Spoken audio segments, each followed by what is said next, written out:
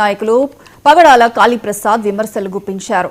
పరకాల అభివృద్ధిని బీఆర్ఎస్ కాంగ్రెస్ పార్టీలు నిర్లక్ష్యం చేశాయని అన్నారు. గతంలో మాజీ ఎమ్మెల్యే చల్ల ధర్మారెడ్డి కమిషన్ల కోసమే పనులు ప్రారంభిస్తే ప్రస్తుతం కాంగ్రెస్ ఎమ్మెల్యే రేవూరి ప్రకాష్ రెడ్డి కమిషన్ రాకపోవడంతో పనులను పట్టించుకోవడం లేదని ఆరోపించారు. పరకాల పట్టణంలో టూలెట్ బోర్డుల పరిస్థితి దయనీయంగా మారిందని, వ్యాపారాలు లేక వ్యాపారస్తులు తీవ్ర ఇబ్బందులు పడుతున్నారని తెలిపారు. కాంగ్రెస్ ప్రభుత్వం ఈ అంశాలపై స్పందించకపోతే ఎమ్మెల్యే పదవికి రాజీనామా చేయాలని డిమాండ్ చేశారు.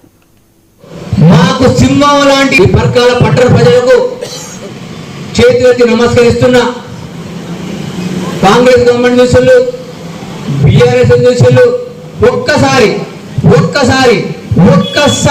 బీజేపీకి ఓటేసి ఈ పరకాల పట్టణంలో కాషాయ జెండా వేసారు చూడాలి.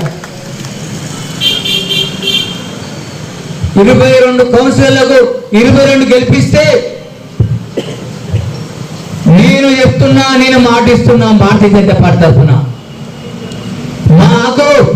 మాకు సింహం లాంటి 8 ఎంపీలు ఉన్నారు. మాకు రాష్ట్రంలో సింహం లాంటి 8 ఎంపీలు ఉన్నారు.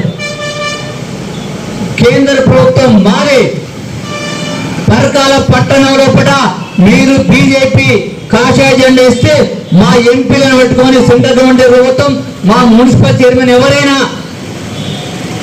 ఢిల్లీకి వెళ్ళి నిధులు తెచ్చి పరకాల పట్టణ అభివృద్ధి పరకాల పట్టణ ప్రజలకు చేతులెత్తి నమస్కరిస్తున్నా. కాంగ్రెస్ గవర్నమెంట్ చూసులు, బీఆర్ఎస్ చూసులు ఒక్కసారి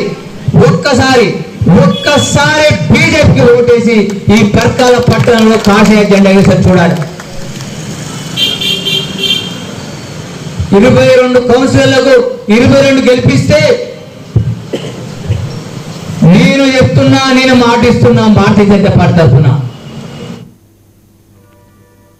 బీజేపీ జాతీయ అధ్యక్షుడిగా